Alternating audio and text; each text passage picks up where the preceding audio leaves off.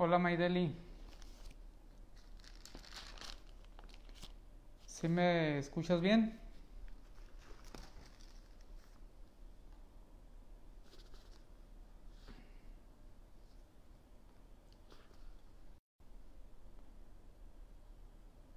¿Sí se escucha bien el audio?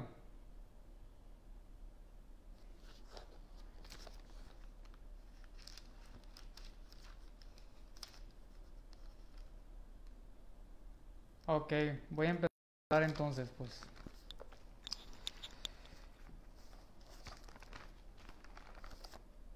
Mm, mm, mm, mm, mm, mm.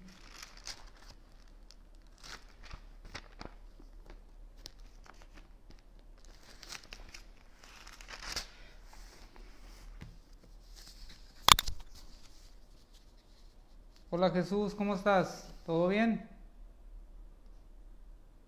La Pati también, gracias a Dios. Qué bueno que están bien. Bueno, pues buenas tardes familia. Espero que estén bien todos. Hemos estado hablando las últimas semanas con relación a las excelencias de Dios, la importancia de conocer más de Dios, al Dios de las Escrituras, no al Dios que muchas veces nos podemos formar nosotros. Y como hemos mencionado anteriormente, es muy importante la concepción que tengamos acerca de Dios para poder dirigirnos a Él, pero también para poder vivir una vida que le agrade totalmente al Señor, a nuestro Dios.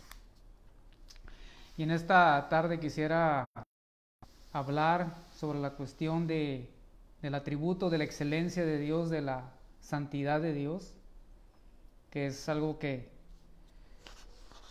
debemos de tocar, así como los demás atributos, la justicia de Dios, la bondad de Dios, la misericordia de Dios.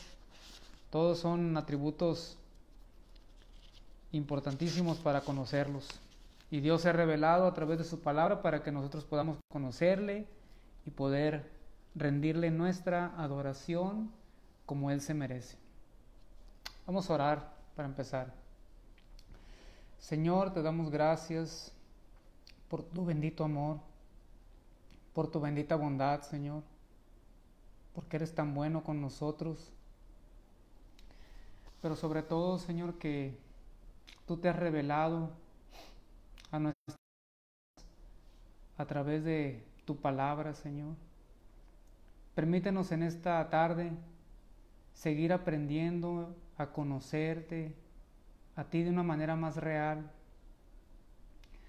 más profunda, y que esto nos lleve a profundizar en tu corazón para poder vivir vidas que realmente te honren, te glorifiquen, te exalten por quien tú eres, quien eres digno de toda honra y gloria y alabanza. Que nuestros corazones en esta tarde se puedan sentir doblegados ante tu gracia, ante tu amor, ante tu inmensidad, mi Señor. Sabemos que tú te revelas para con nosotros según tu gran misericordia. Muchas gracias, Señor, por tu cuidado, y gracias porque aún a pesar de que están algunos de mis hermanos, algunas personas, Señor, están en sus hogares, síguete revelando a sus vidas, sigue hablando y tratando con sus corazones, de tal manera que cada uno de ellos puedan seguir creciendo en la gracia y el conocimiento de nuestro Señor Jesucristo. Que podamos ver tu bondad y seguir caminando bajo tu dirección, Señor. Oramos en el nombre de Jesús. Amén. Bueno, como mencioné, lo que vamos a ver es sobre la santidad de Dios. La palabra santo significa separado o puesto aparte, o retirado del uso común. Estas palabras tienen significados muy importantes. Tiene al menos dos significados importantes: que es que Dios es trascendente sobre su creación, es decir, está por encima de lo creado, no está de alguna manera igualado a la creación. La gente, cuando al Señor, cuando no camina delante de Dios o cuando desconoce quién realmente es Dios, empieza a adorar la creación en lugar de al Creador. Pero Dios, la Biblia describe que Dios es totalmente distinto, más elevado, está por encima, no solamente en cuanto a la cantidad o cuantitativa, por más grande que es Dios, sino también a la cualitativa. Recordamos que él describe en las escrituras que el cielo es su trono y la tierra es el estrado de sus pies. O sea, ¿de qué tamaño es nuestro Dios? A veces nos ahogamos en los problemas o en situaciones, en nuestras circunstancias, porque a veces tenemos una visión muy distorsionada de quién es Dios. Pero si Él nos permitiera ver cómo Él realmente es, todos los problemas o las circunstancias quedarían totalmente hechos a un lado. Por eso es que Dios es inmensamente grande. Cuando vemos las cartas, la carta de Pablo, dice que el amor de Dios sobrepasa todo entendimiento, no solo de la visión, sino de la grandeza del tamaño de Dios. Y a veces tenemos ese canto que cantamos con los niños, ¿no? Que el amor de Dios es maravilloso, que es tan alto, que es tan bajo, que es tan ancho, que grande es el amor de Dios, ¿verdad? Y a veces hacemos ese tipo de coreografías, pero ya en el momento de la práctica no vemos que Dios es tan grande, no vemos que Dios está a lo más bajo, o hablando de la profundidad, o no vemos de lo ancho de la grandeza de Dios. Por eso necesitamos recuperar en nuestras vidas que Dios es trascendente sobre todo lo creado. Solo Dios es Dios, está separado, es trascendente y totalmente inaccesible. Sabemos que es inaccesible porque Pablo lo muestra en las Escrituras, y también pues a Dios, como dice en los Evangelios, a Dios nadie le vio jamás, el unigénito Hijo que está en el seno del Padre, Él le ha dado a conocer. O sea, es invisible a los ojos de los hombres el Señor, pero el Hijo que está con el Padre en esa armonía, el Espíritu Santo, ellos realmente pueden dar a conocer realmente quién es Dios. Ellos sí tienen ese acceso, pero el ser humano no tiene esa posibilidad. Bueno, ahora ya en Cristo, por medio de su palabra, por medio del sacrificio de Jesús, podemos acceder ante el trono de su gracia, pero solamente por los méritos de Cristo, no por los... Entonces la perfección de Dios y su naturaleza, que es externa, que es autoexistente, que es inmutable, Él es omnipresente y omnisciente, como mencionábamos la semana pasada. También es santo, y todo lo que hace es una expresión de su santidad. De tal manera que podamos ver primeramente que cuando hablamos de la santidad de Dios, es que Él está por encima de todo lo creado. Lo segundo es que Dios también es trascendente de la corrupción de su creación. Dios no puede pecar, eso tiene que quedarnos claro a nosotros. Dios no puede pecar, ni tampoco se complace en el pecado, ni puede tener comunión con el pecado. Ya decía el apóstol Juan que Dios es luz y no hay tinieblas en Él. Contrariamente a los dioses falsos que los paganos o los mundanos o no creyentes realmente tenían ese acceso, aunque los dioses a los que les daban honores, había la diosa de la prostitución, había de la fornicación, había tantos dioses de la borrachera, Dios Baco. Sin embargo, cuando hablamos de Dios, Juan establece en las Escrituras y a lo largo del Antiguo Testamento la santidad de Dios. Dios no puede pecar. Por eso es que lo que entendemos nosotros por este atributo es que va a influir de muchas maneras en cada aspecto de nuestra relación con Él. Cuando logremos captar o cuando Dios abra los ojos de nuestro entendimiento, entonces podamos ver quién es Dios. Dios es santo. Proverbios 9:10 dice, el conocimiento del santo es la inteligencia. Y de hecho, el principio de la sabiduría, dice en Proverbios, es el temor de Dios. Entonces, lo primero que tenemos que ver nosotros es con relación acerca de la santidad de Dios, luego veremos su importancia, o sea, qué implica para nosotros, por qué debemos de conocer la santidad de Dios, y por último veremos cómo debemos de responder nosotros, porque una cosa es tener el entendimiento y otra cosa es saber su importancia, pero si no hay práctica, si no hay un sentido de echarle pies, como decimos, a esto, pues no tiene sentido. Solamente quedaría en pura información. O sea, toda teología, es decir, con el conocimiento de Dios, no con el estudio en sí de Dios, sino el conocimiento de Dios, nos debe de llevar una profundidad. Entonces eso es muy importante que nosotros podamos ver la santidad de Dios, su importancia y cómo debemos de responder a su santidad.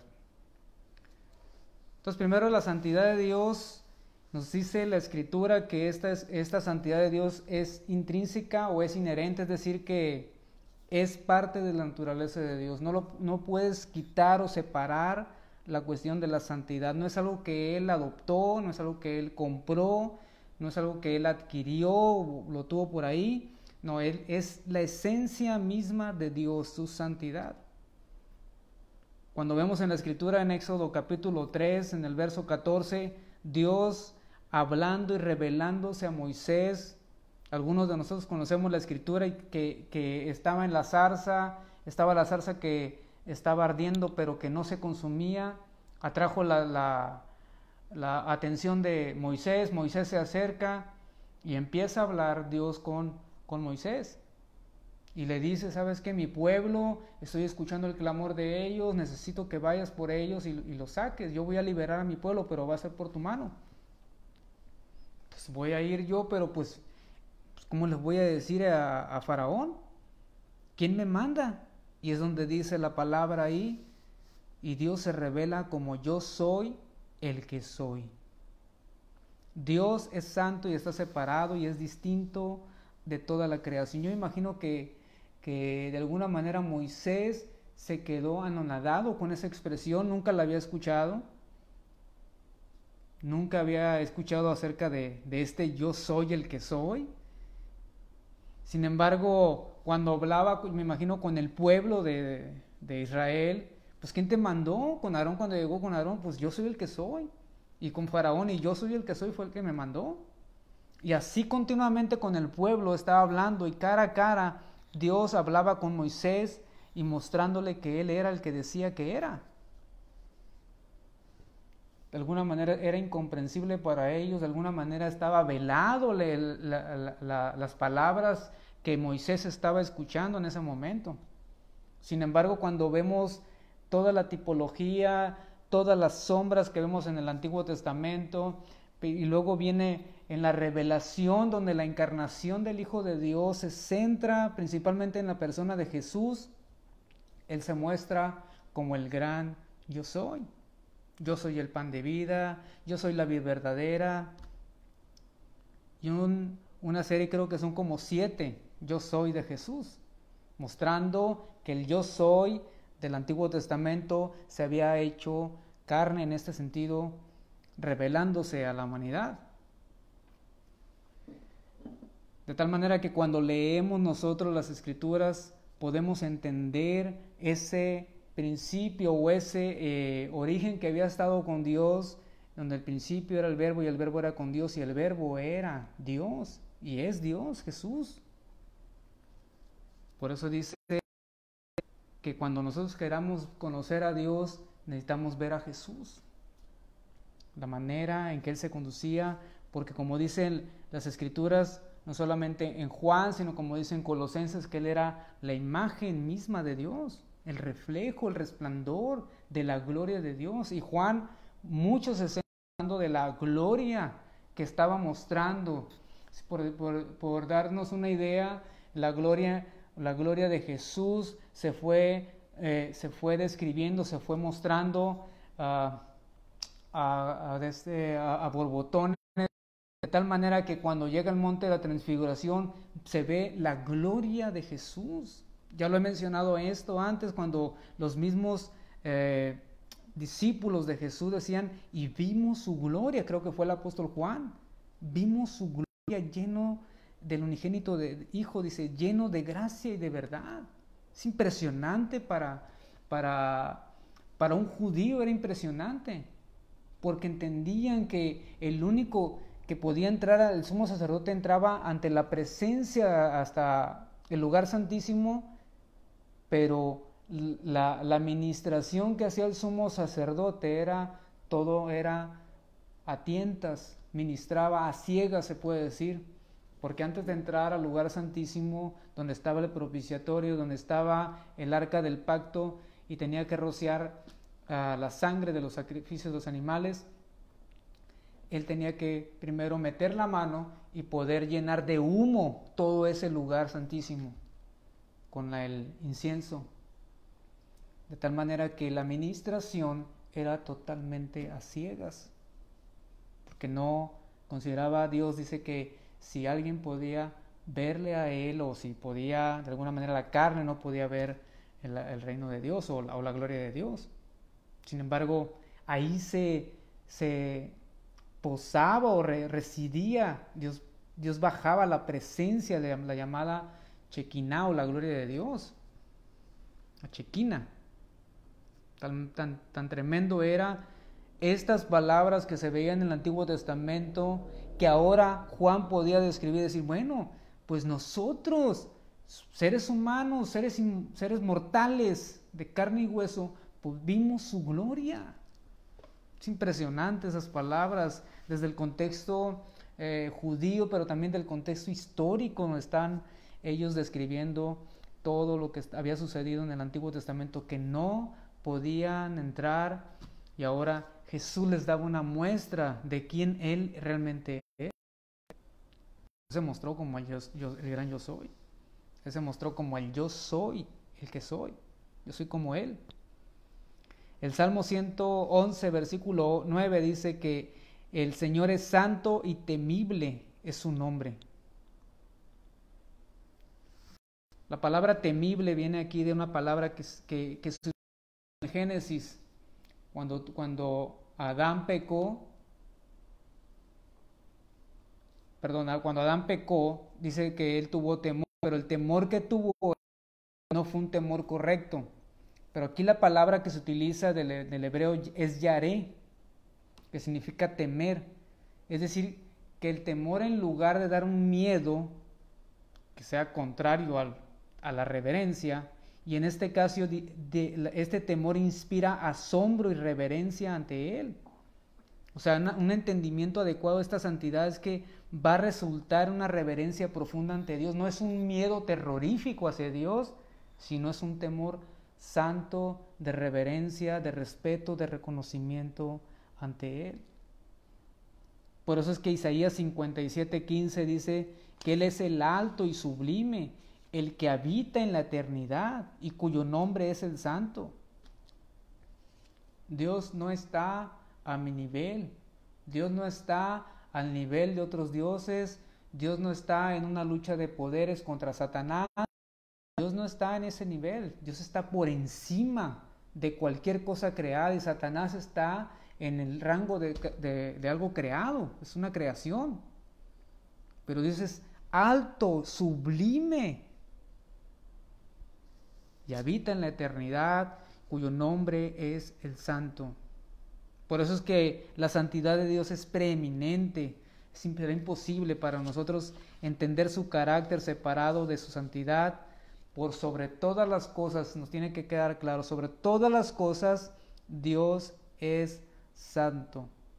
No hay cosa, no hay persona, no hay nada creada que sea más santa que Dios. De hecho, cuando nosotros vemos en las Escrituras, los mismos teólogos, los mismos estudiosos describen que en ninguna ocasión Dios dice que es amor, amor, amor, ni misericordioso, misericordioso, misericordioso, sino que siempre está describiendo santo, santo, santo, santo, santo, santo, porque la santidad de Dios es todo lo que Él es y todo lo que Él hace. Siempre sus motivaciones, siempre sus deseos, siempre sus obras van a ser con relación a la santidad de Él. Y más que cualquier otra cosa, no hay nadie tan santo como el Señor. Éxodo 15:11 pregunta, dice, ¿quién como tú, oh Dios, entre los dioses? ¿Quién como tú, magnífico en santidad, terrible en maravillosas hazañas, hacedor de prodigios? ¿Para dónde podemos voltear nosotros? ¿Para dónde podemos acudir?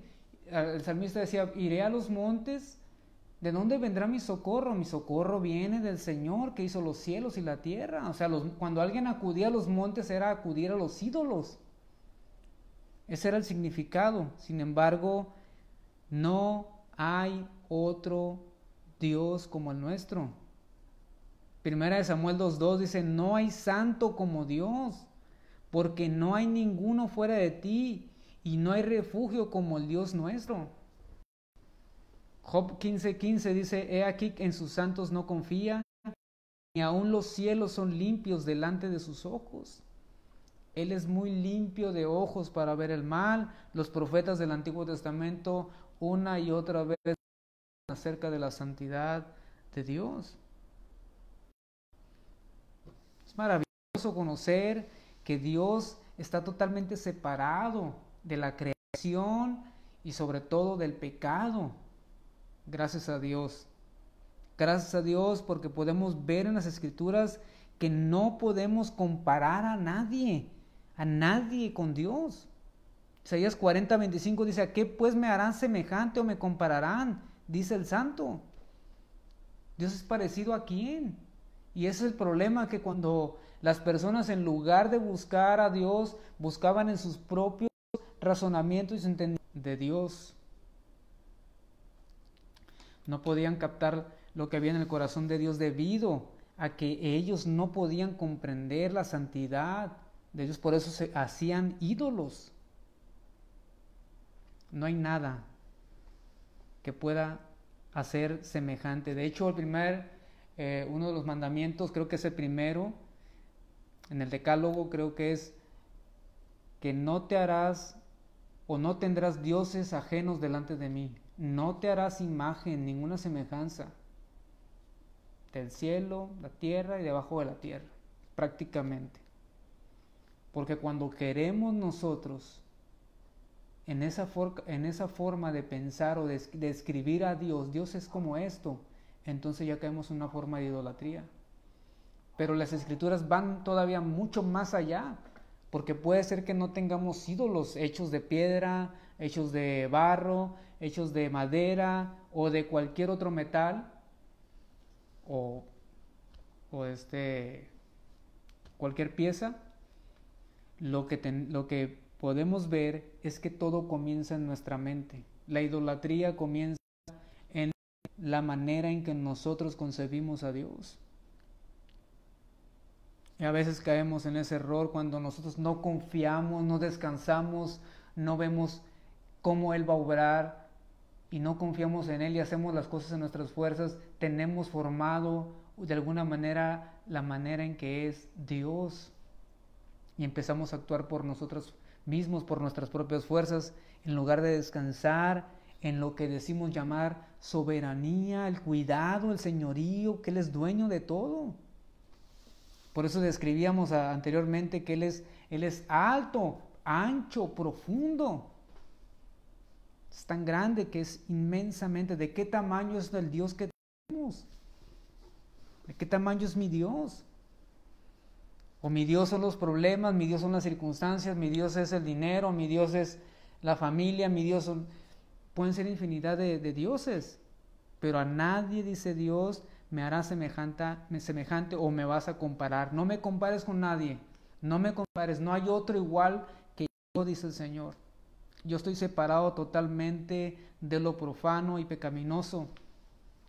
El Salmo 5:4 dice, porque tú no eres un Dios que se complace en la maldad, el malo no habitará junto a ti. Está hablando prácticamente de que Dios aborrece o que no quiere realmente o que no está de acuerdo con lo que es la maldad y el pecado prácticamente. Isaías 59 nos dice en el verso 1, pero por sus iniquidades han hecho división entre ustedes y nuestro Dios, y vuestros pecados han hecho ocultar de ustedes su rostro para no oír. De tal manera que nosotros podamos ver en esta escritura de Isaías 59 del 1 al 2 que Dios todavía está de alguna manera, a pesar del pecado, a pesar de la iniquidad de nosotros, dice que Él no se ha grabado su oído para oír. A pesar de esa división de nuestros pecados, Él todavía está dispuesto, su rostro, Él está dispuesto, no está ocultando su rostro para no oír las necesidades. Es intolerante hacia el pecado y Él hace una distinción muy clara entre lo que es lo santo y lo profano. Entonces no podemos describir de otra manera a Dios más que es un ser con toda su santidad y con toda su gloria, que no tiene nada que ver con el pecado. En Él no se origina la maldad ni el pecado. Prácticamente podemos ver que Él repugna o odia, siente repugnancia y un odio hacia el mismo pecado. Por eso cuando leemos nosotros la escritura en Romanos 3:23, que la paga del pecado es la muerte, es porque realmente Dios aborrece el pecado. Pero sabía que el hombre, el ser humano, no podía de alguna manera ser libre de la naturaleza terrible y profunda de lo que es el pecado, que tuvo que mandar a su hijo Jesús. Hay un dicho muy popular que Dios ama al pecador pero aborrece su pecado. No sé si esa frase se le atribuye a Mahatma Gandhi, pero es una frase que se utiliza muchas veces para que no se hable acerca de la cuestión del pecado hacia las personas. Es que tú eres falto de amor, no debes de decirles así. Dios ama al pecador, pero aborrece al pecado. Y la gente, de alguna manera, esa gente que tiene en cierto sentido unas buenas intenciones, pero el evangelio no se trata de tener buenas intenciones. El evangelio tiene que ser radicalmente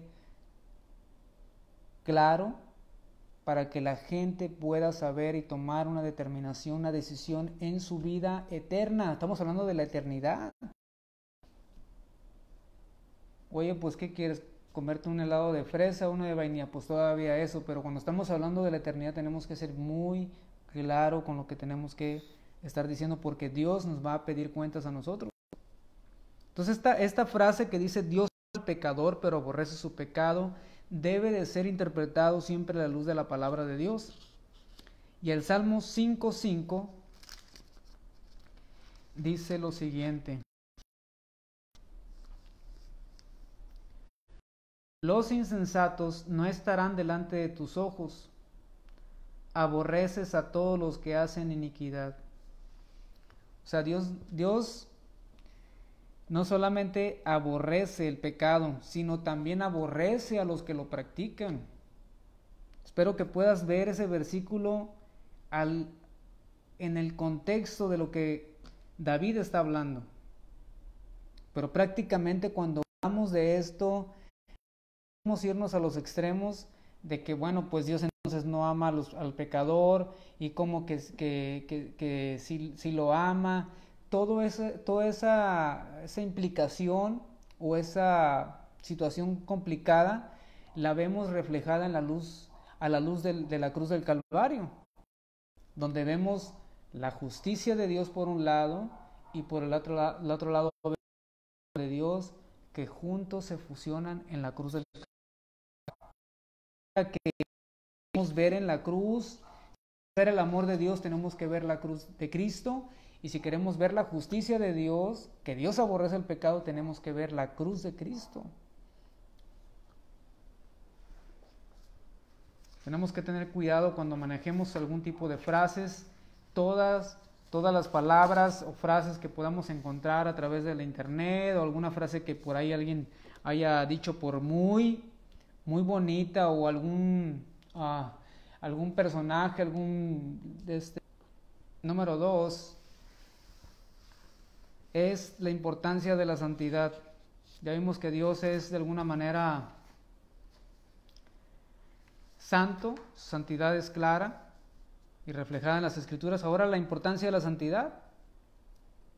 Dios quiere que conozcamos no solamente esta santidad, sino que también que crezcamos en nuestra santidad personal. Hebreos 12:14 nos dice que sigamos la paz para con todos y la santidad, sin la cual nadie verá al Señor. Y la santificación, todo tiene que ver primeramente con un nuevo nacimiento, y en base a ese nuevo nacimiento el Espíritu Santo que está dentro de nosotros, en nuestra vida, morando dentro de nosotros, va a producir deseos santos, de tal manera que podamos crecer en esa santidad todos en la vida. La santificación va a llevarnos a un crecimiento espiritual. Personas que dicen yo soy cristiano, pero no hay una vida de santidad o una vida de separación, pues no van a crecer. Que de hecho, si no hay un deseo de la santidad, de buscar la santidad, como dice aquí en Hebreos, seguir la paz y la santidad, pues realmente quiere decir que no están siguiendo al Señor Jesús. Esta palabra santidad se traduce como santificación y también como consagración. Cuando llegabas al templo en el Antiguo Testamento, traías algo para ofrecer una consagración, llegabas y consagrabas a tu hijo o cualquier otra cosa, pero prácticamente lo que a veces hemos perdido esa palabra, y a veces decimos, mira, esa persona es muy consagrada, está muy dedicada pues a esto, pero cuando vemos a la luz de la palabra de Dios, vemos que la palabra consagración no significa solamente trabajar para Dios. La consagración también significa ser trabajados por Dios. Y esto tiene muchas implicaciones, porque una cosa es que yo haga cosas para Dios y otra cosa es que le permita al Espíritu Santo seguir trabajando y obrando en mi vida. De nada me sirve estar teniendo un conocimiento intelectual de la vida cristiana o del conocimiento cristiano si no está en algo práctico para mi vida, si sigo todavía orgulloso, quejándome, diciendo malas palabras, o sea, todo eso es reflejo de un corazón no regenerado, o más bien no santificado, porque hay muchos que dicen que son cristianos, pero todavía están en ese proceso de la santificación. De hecho, estamos en el proceso. Yo todavía no he sido graduado de la gracia, al igual que ustedes no han sido graduados de la gracia. Necesitamos la gracia de Dios continuamente en nuestras vidas. Pero esta es la consagración. Necesitamos ofrecernos, como dice en Romanos 12, creo que dice que ofrezcamos nuestras vidas como un sacrificio vivo, agradable a Dios, que es tu culto racional. Entonces, dejemos en el altar nuestras vidas, y eso lo ves a la luz de donde dice que la palabra de Dios es viva y eficaz, más cortante que toda espada de doble filo, penetra hasta partir el alma y el espíritu. O sea, que el carnicero racional pueda hacer los cortes necesarios en mi vida, de tal manera que esos cortes puedan producir la santificación y aquellas cosas que están estorbando, que hay un crecimiento, hay una madurez, sean quitadas. Pero todo tiene que ver con la consagración, con el ofrecimiento de nuestras vidas. Jesús con una sola ofrenda, con su propia vida, había más de 100,000 corderos que eran sacrificados en el día de la Pascua, pero una sola ofrenda, la de Jesús, hizo perfectos santificados. Esta palabra perfectos es perfeccionados o es santificados, de tal manera que en base al sacrificio de Jesús nosotros podemos caminar en una vida de santidad en base a los méritos de Jesús. Es maravilloso cuando vemos esto a la luz de la palabra de Dios y vemos cómo Él nos toma tiernamente y cuidadosamente, nos saca del pecado, nos saca de aquella cochinada, podredumbre, de tal manera que nos coloca en una vida nueva y no solamente nos coloca, sino que también nos da el Espíritu Santo para que podamos andar en una vida. Todo por la obra de Cristo. Y aún continuamos caminando en la obra de la santificación por su pura gracia y por su puro amor.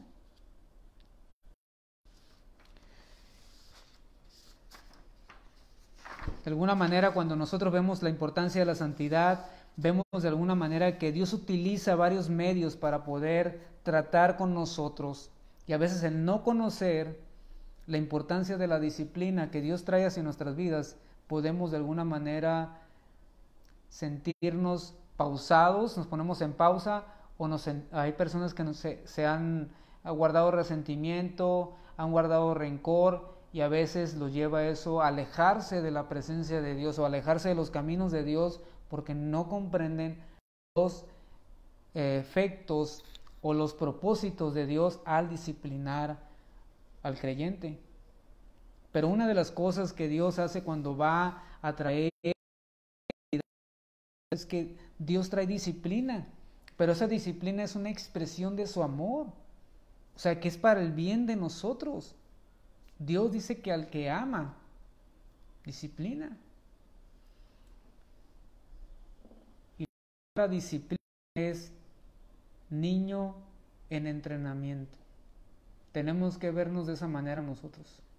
No somos obra terminada, no somos ya el hombre o la mujer en su máxima potencia, en la máxima expresión, en lo máxima de la santidad, sino que Dios todavía está ejercitando, entrenando nuestras vidas para un crecimiento y una madurez en nuestra vida cristiana.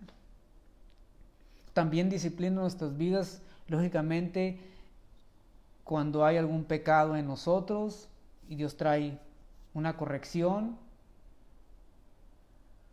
Pero todos esos tipos de disciplina que Dios pueda traer, ya sea no de castigo, sino más bien disciplinarias en el sentido de corregir, pueden ser algunas dolorosas, pero traerán fruto, rectitud y santidad a nuestras vidas, y eso debe de llevar a un acto de adoración hacia aquel a quien estamos realmente gloria y honor.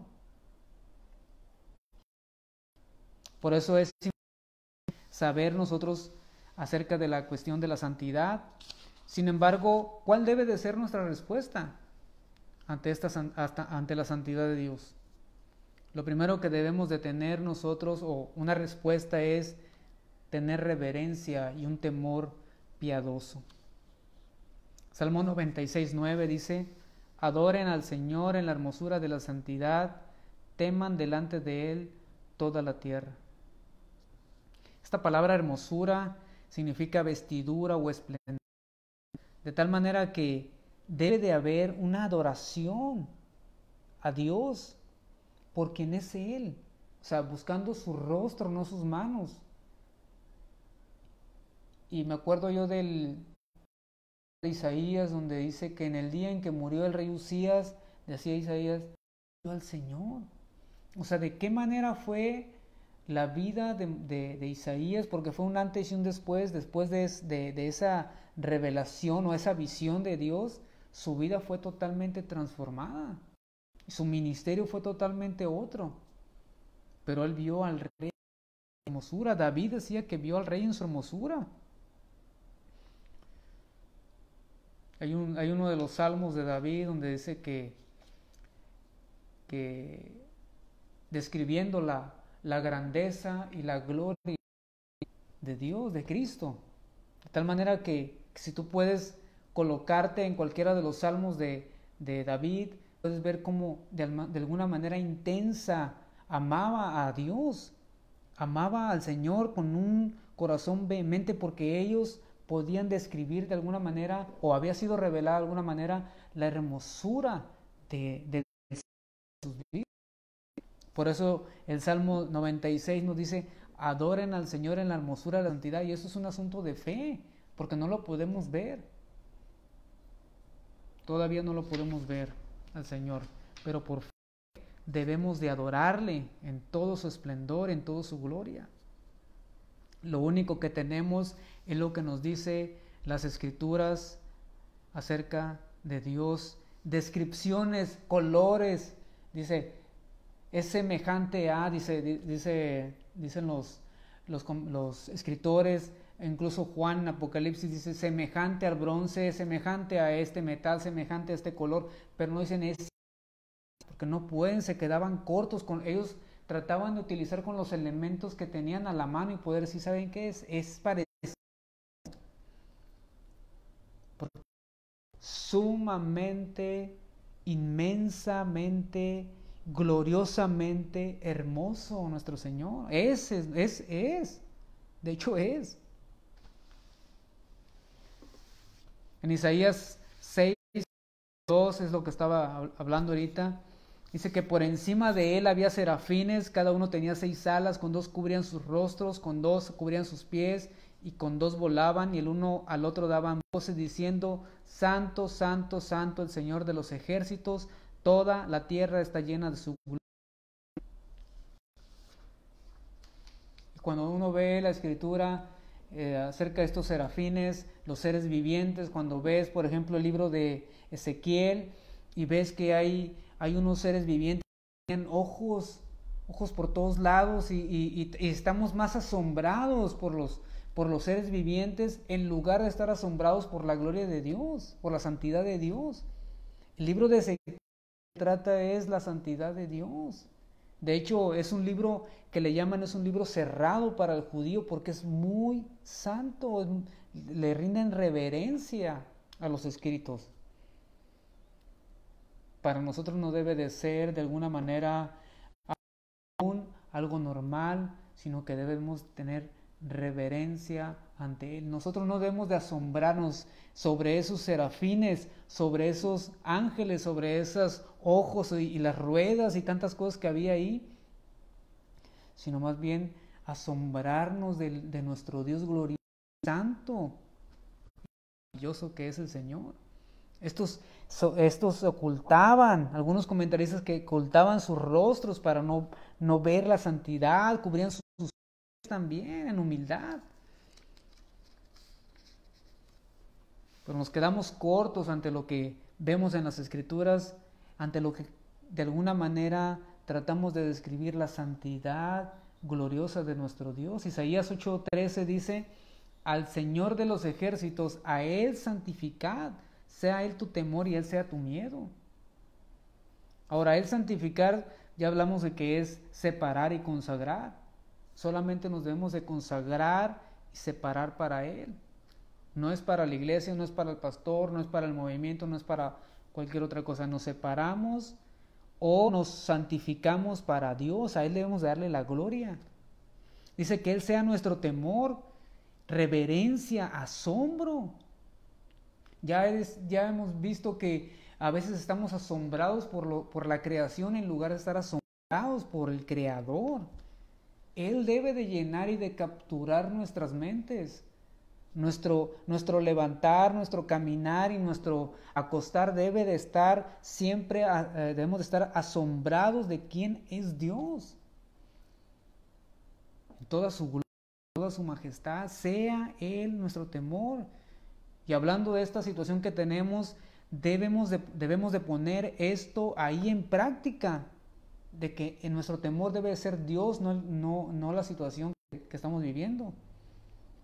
Y si estás viviendo de alguna manera con temor, con terror, en lugar de temor a Dios y de reverencia a Dios, pues es un momento para que tú te evalúes y te pongas delante de Dios. Y luego dice el último, sea Él nuestro miedo. Esto habla de emoción, intimidación. Dios en el contexto está hablando de que Dios estaría de la manera con la gente que se compromete, la gente que tiene fe, la gente que tiene temor de Él. Entonces Él los protegería de sus enemigos. Entonces Él los protegería y los preservaría porque Él es su Señor.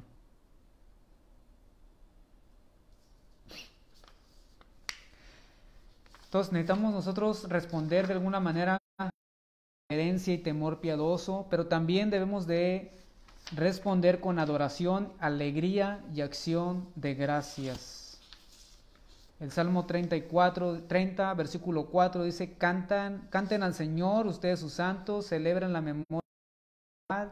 El Salmo 97, 12 dice: alégrense justos en el Señor, alaben la memoria de su santidad.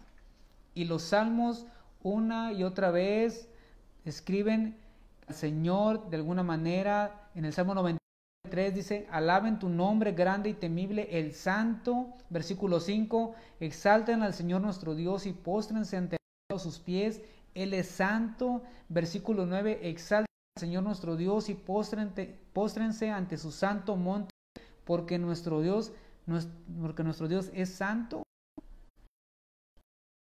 Prácticamente todo está empujando a las Escrituras a hablar de la santidad de Dios. Y debemos de adorarle en ese espíritu y en esa verdad, reconociendo y regocijándonos de manera clara y maravillosa de que nuestro Dios es santo, santo, santo. Apocalipsis 15, verso 3 y 4, de juicios se han manifestado. De tal manera que lo que describe aquí en el Salmo 15, verso 3 y 4, describe que los que están cantando el cántico de Moisés y el cántico al Cordero están describiendo la grandeza, pero también la santidad de Dios. Y por último respondemos a Él en santidad y obediencia. Dios está separado del resto de los pueblos, pero también desea que su pueblo sea separado de los demás y no sea entregado a hacer lo mismo y se contamine con aquellos que no quieren rendir obediencia hacia Él. No te contamines, la palabra contaminar es pervertir. La palabra de Dios vez tras vez nos dice que debemos rendir obediencia. Decía el autor A.W. Tozer, decía: un paso adelante en la obediencia vale años de estudio acerca de ella. De nada nos sirve conocer mucho acerca de la obediencia si no ponemos en práctica lo que hemos aprendido. Por eso las Escrituras nos mencionan acerca de que debemos de vivir en santidad, en separación, pero no como los ermitaños, sino que tenemos que hacer nuestra vida normal, pero mostrando, reflejando la santidad, viviendo no como el mundo, no conocen a Dios, sino como aquellos que viven a la luz del rostro de Dios. Segunda de Corintios, Pablo mucho menciona en la carta de los Corintios acerca de la santidad, porque el pueblo de Dios en la iglesia de Corinto pues no estaban viviendo en santidad, pero él en segunda de Corintios habla acerca del templo de Dios. Verso 16 dice del capítulo 6: ¿qué acuerdo hay entre el templo de Dios y el de los ídolos? Porque ustedes son el templo del Dios viviente, como Dios dijo: habitaré y andaré entre ellos y seré su Dios y ellos serán mi pueblo.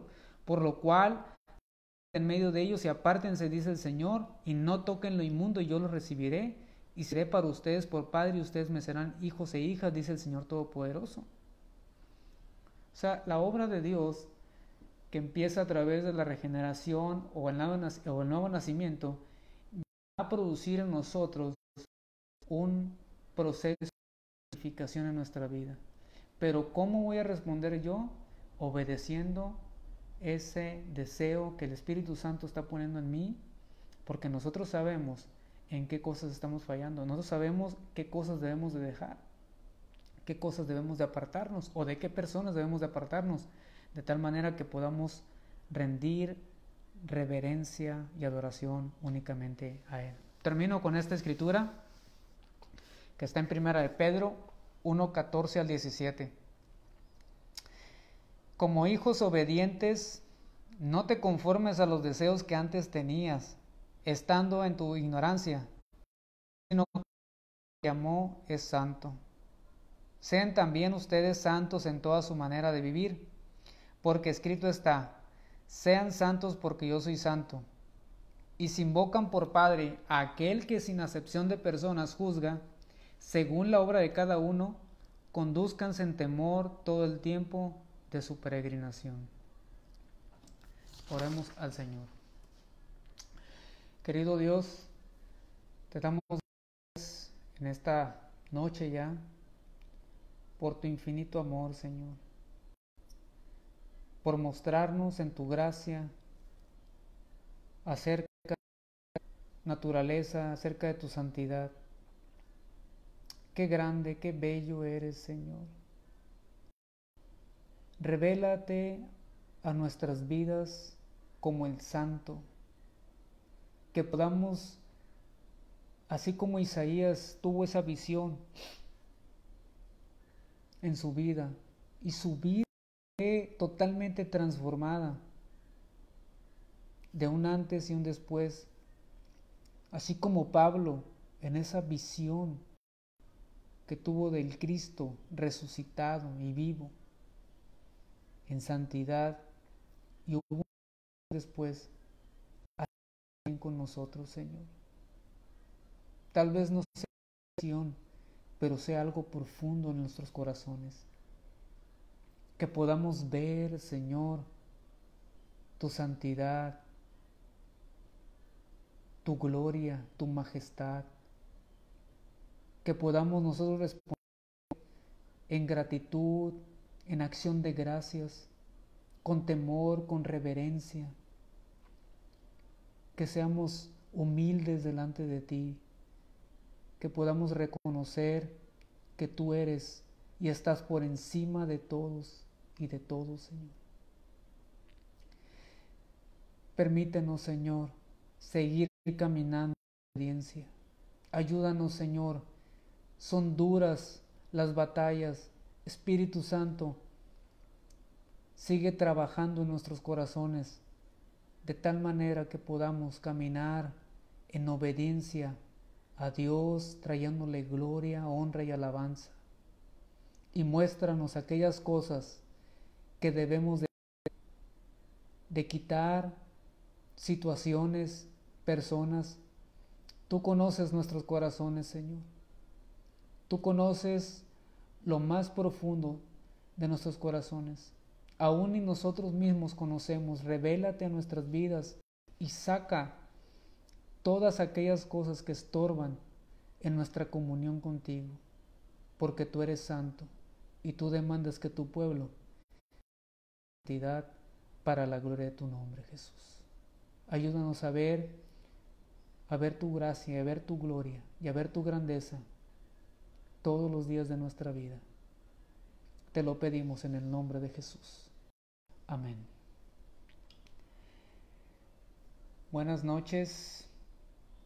Espero que estén bien y espero que sigamos cuidando nuestras vidas, nuestras familias y siguiendo confiando en el Señor. Dios tiene el control, Dios es sabio y Dios va a llevar todas las cosas a buen término. Todo es para la gloria de Dios. Recordemos esas verdades y confiemos en ellas. Leamos la palabra de Dios, oremos. Ante aquellas personas que tienen necesidad o aquellas personas que están buscando de alguna manera alguna respuesta, nosotros tenemos la respuesta, tenemos la palabra de Dios y sabemos cómo van a terminar las cosas.